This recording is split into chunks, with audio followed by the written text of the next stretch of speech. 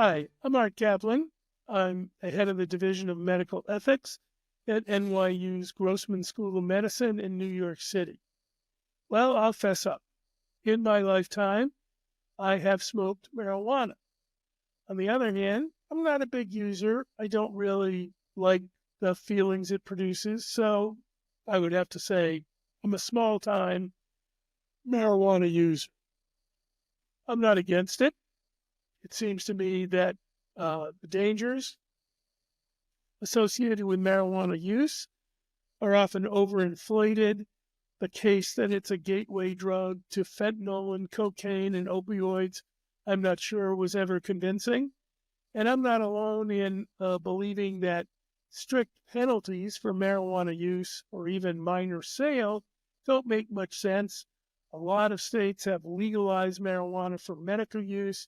A lot of states have legalized marijuana for recreational use.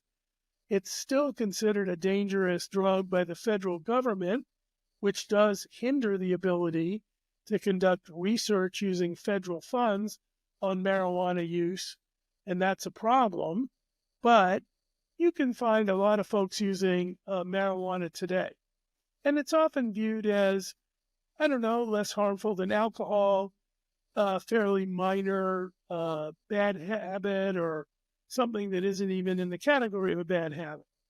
But that isn't really fair because we put marijuana out there without really testing a number of things about the ways in which it could be abused, about seeing what its impact is on young kids, about seeing what daily use and high volume use might mean to health. It's become a $33 billion industry selling all kinds of products. And what I know to be true, I took a visit not long ago to a marijuana dispensary in Massachusetts and saw two things. One, the potency of the drugs that they were selling is way higher than anything I remember from my marijuana days in college many decades ago. The marijuana that's out there is much higher percentage of, you know, uh, materials that will get you high, and it's bred so that it gives a real high quickly. It's potent stuff. That raises an issue about whether or not it's going to be more addictive or abused by users. There's plenty of information coming in from the mental health field that there are a lot of people who are heavy marijuana users who are suffering from paranoia and psychosis. Emergency departments are reporting a weird new phenomena, kind of constant vomiting induced by marijuana use. That condition was rare, but they say increasingly it's common and one that they didn't really have to deal with.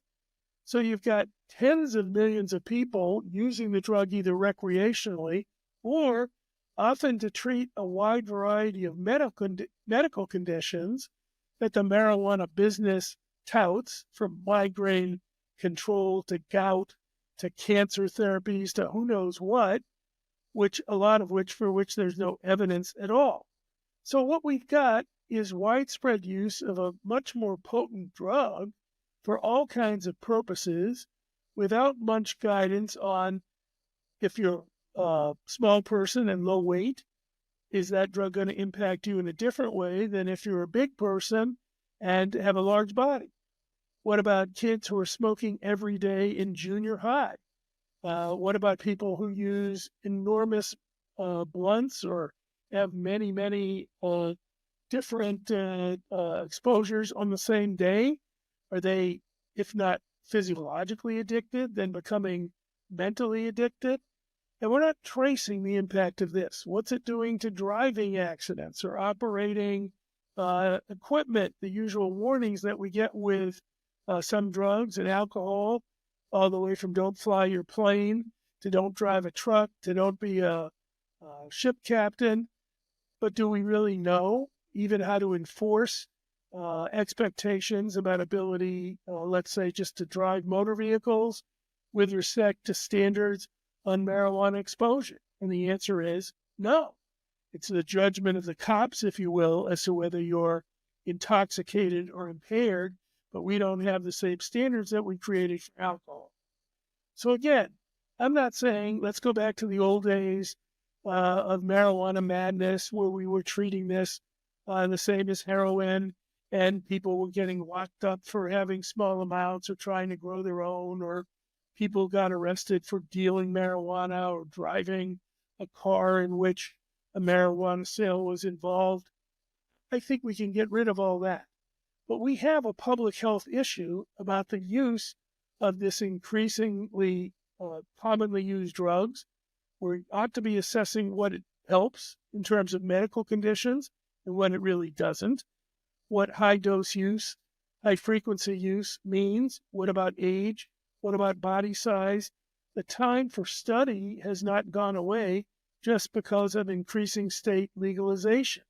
The feds ought to make room for much more study and assessment of marijuana use so that at least we can make sure that those who use do so with a better informed consent, that doctors know what to watch out for in terms of abuse of this particular substance, and that our roads and public thoroughfares are safe when we make sure that people are not impaired by marijuana use.